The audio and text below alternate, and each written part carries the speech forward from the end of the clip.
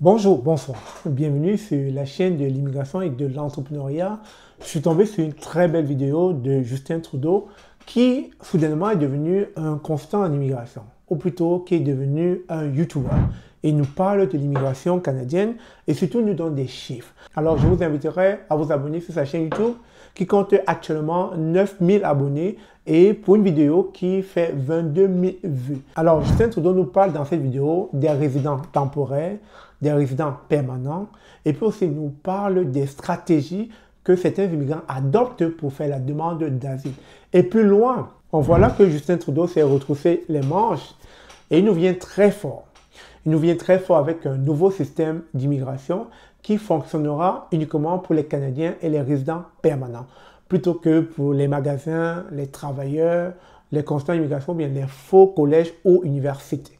Alors, sans plus tarder, je vous laisse regarder entièrement cette vidéo que j'ai trouvée plus ou moins pertinente parce que ce que Justin Trudeau dit, c'est juste une rhétorique de ce que nous disons depuis plusieurs mois à cause des différentes réformes que vous voyez sortir au quotidien.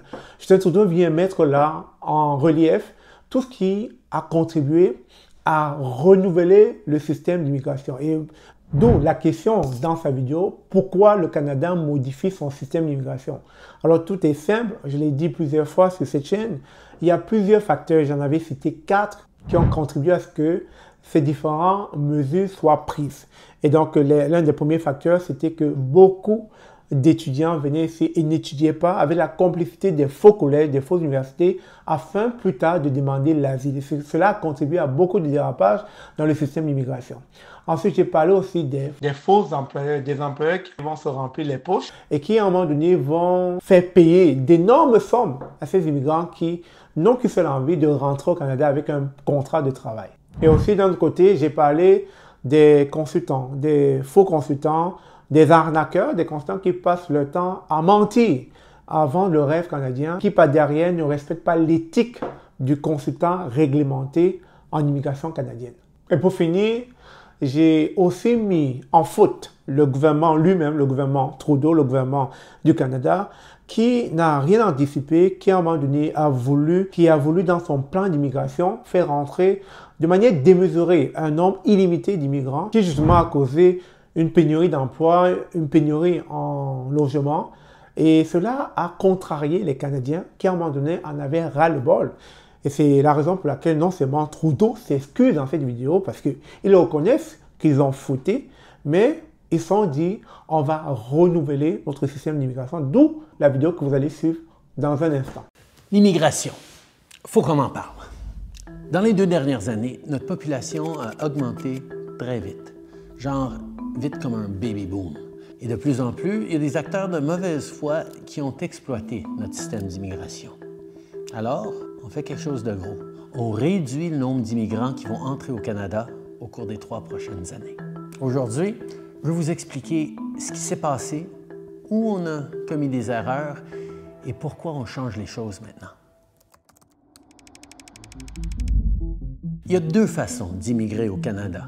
Celle qui vous vient probablement en tête le plus souvent, c'est l'immigration permanente, quand une famille vient au Canada pour s'y installer et y faire sa vie. Chaque année, le gouvernement détermine le nombre de résidents permanents qu'il veut accepter.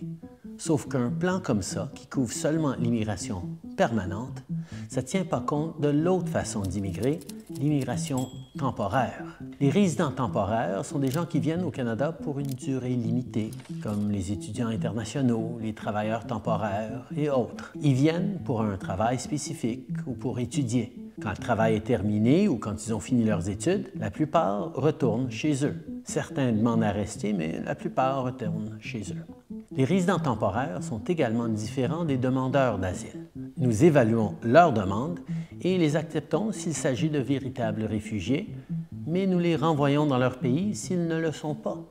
Et nous avons créé de l'espace pour les réfugiés dans notre plan d'immigration. Mais là aussi, on a vu des gens essayer d'abuser le système et on s'y est attaqué en fermant le chemin Roxham. Mais maintenant, revenons à notre plan pour l'immigration.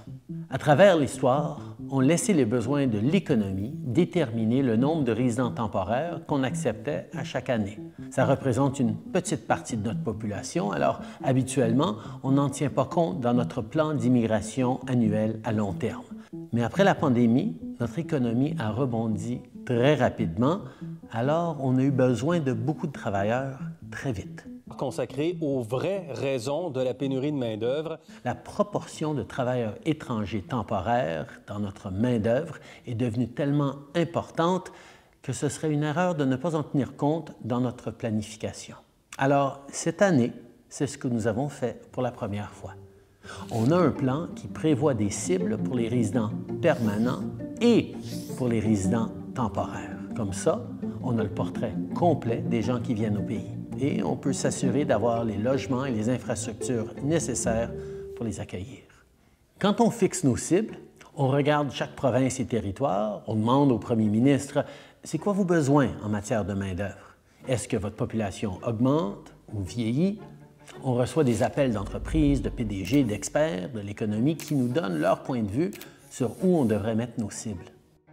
We've had a chronic shortage of labor for the last decade. It is the #1 issue of all manufacturers across Canada. So we think there needs to be more, push the pedal to the floor to bring more people into Canada because...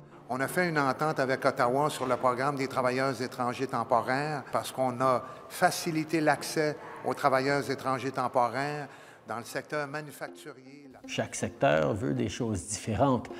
Mais après la pandémie, ils avaient tous le même message. Après 2 ans avec les frontières fermées, il nous faut plus de travailleurs vite. Alors, on a fait venir plus de travailleurs. Et ça a été le bon choix. Notre économie a connu une croissance. Les restaurants et les magasins ont rouvert leurs portes. Les entreprises ont passé au travers et surtout, malgré les prédictions de beaucoup d'économistes, on a évité le pire des scénarios, une récession. Mais il y en a qui ont vu ça comme une occasion de truquer le système. On a vu beaucoup de grandes entreprises le faire. The government says the program has been used to get around hiring Canadian workers in some instances. Et beaucoup trop de collèges et d'universités se sont servis des étudiants étrangers pour augmenter leurs profits. There are the diploma equivalent of puppy mills that are just churning out diplomas. There is fraud and abuse, and it needs to end. Parce qu'ils peuvent leur facturer des dizaines de milliers de dollars de plus pour le même diplôme. Mais on sait aussi qu'il y a de ceux qui exploitent carrément le monde. Ils recrutent des travailleurs ou des étudiants temporaires, ils leur promettent des emplois, des diplômes et des voies faciles vers la citoyenneté, des promesses qui se réalisent jamais. Avec le recul, quand notre gros rebond économique d'après-pandémie s'est terminé et que les entreprises n'avaient plus besoin de la main-d'œuvre supplémentaire, comme équipe fédérale, on aurait pu agir plus vite. Mais c'est ce qu'on fait aujourd'hui. Now, it is time to make the adjustments to stabilize the immigration system that we need and get it working right for Canadians for right now. L'immigration relève surtout du fédéral. Bon, sauf au Québec, mais ça, je vais en parler plus tard. Ailleurs, on a tous les outils pour garder la situation sous contrôle. Et on le fait. This is a big change, a major cut to immigration. La cible originale pour 2025, c'était 500 000 nouveaux arrivants. On ramène ça à 395 000. C'est une grosse diminution. Voici le nouveau plan du Canada sur les seuils d'immigration. On va réduire le nombre de nouveaux immigrants qui entrent au Canada, les temporaires et les permanents. On veut des résidents permanents qui ont les compétences dont on a besoin. Des travailleurs de la santé pour nos hôpitaux et des travailleurs de la construction qui vont nous aider à bâtir plus de logements. Et les résidents temporaires qui habitent déjà au Canada, il y en a qui vont déposer leur candidature pour devenir résidents permanents, mais c'est planifié dans nos estimations. D'autres quitteront le Canada quand leur résidence temporaire sera finie et ça va réduire notre population. Certains pourraient faire une demande d'asile quand leur visa sera expiré, en essayant d'utiliser ce système comme un raccourci pour rester au Canada. Eh bien, ces demandes seront analysées et traitées, et si elles sont rejetées, ces gens-là seront renvoyés chez eux. Alors, si on calcule le nombre de personnes qui arrivent et qui partent, la croissance démographique sera en pause pendant les 2 prochaines années. Après ça, à partir de 2027, ça va s'équilibrer et recommencer à augmenter tranquillement à un rythme soutenable. En fait, ça nous ramène à la trajectoire qu'on suivait avant la pandémie. Cette pause va donner une chance à notre économie et nos communautés de rattraper la population, avec des choses comme notre plan pour construire des millions de logements de plus. On poursuit ces efforts, mais maintenant, on aura un peu plus de marge de manœuvre pendant qu'on construit. Plus de grandes entreprises vont investir dans nos travailleurs et nos jeunes au lieu de se tourner vers une main-d'œuvre étrangère qui leur coûte pas cher. Le plafond qu'on a établi pour les étudiants internationaux permet déjà de réduire le prix des loyers dans nos grandes villes et ils vont continuer de baisser tant que le plafond reste en place. On s'arrange pour que le système fonctionne pour les Canadiens et pour les nouveaux arrivants, plutôt que pour les grands magasins, les chaînes de restaurants, les consultants en immigration et les faux collèges et universités qui exploitent. Bon, maintenant, parlons du Québec. Je ne sais pas si vous le savez, mais le gouvernement du Québec a beaucoup de contrôle sur son immigration. Le Québec a ses propres cibles d'immigration permanente et sélectionne la majorité de ses immigrants temporaires. Les mesures qu'on prend vont amener une réduction de l'immigration temporaire au Québec aussi, mais le gouvernement du Québec doit agir lui aussi pour contribuer à nos objectifs communs de réduire l'immigration temporaire et protéger le français. D'ailleurs, avec notre plan, on contribue aussi à la vitalité du français à travers le Canada en augmentant nos cibles d'immigration francophone hors Québec. L'immigration est vraiment importante. On est chanceux qu'autant de gens rêvent d'habiter ici, mais pour réaliser ce rêve, il leur faut un bon emploi, un logement qui a de l'allure et des soins de santé qui sont accessibles quand ils en ont besoin. C'est pour ça que notre décision de réduire temporairement nos seuils d'immigration, c'est une décision pragmatique. L'immigration, c'est une bonne chose. Alors le Canada doit bien faire les choses. Alors, dites-moi, à la suite de cette vidéo, après avoir écouté Justin Trudeau, notre Premier ministre du Canada, qu'est-ce que vous pensez? Est-ce qu'il dit quelque chose de nouveau? Est-ce que ce n'est pas la même rhétorique qui viendrait à renchérir toutes ces réformes qui ont été prises depuis le début de cette année? Moi, je vais tout simplement vous dire, Justin Trudeau fait juste un récapitulatif de l'année 2024. Il n'y a rien de nouveau sous le soleil.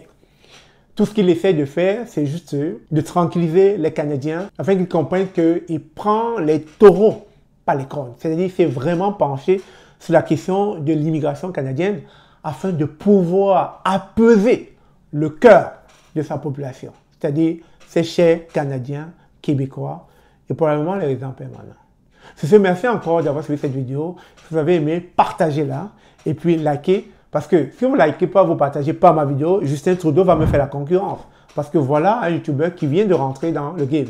Merci encore, on se dit à très bientôt, je vous aime comme d'habitude.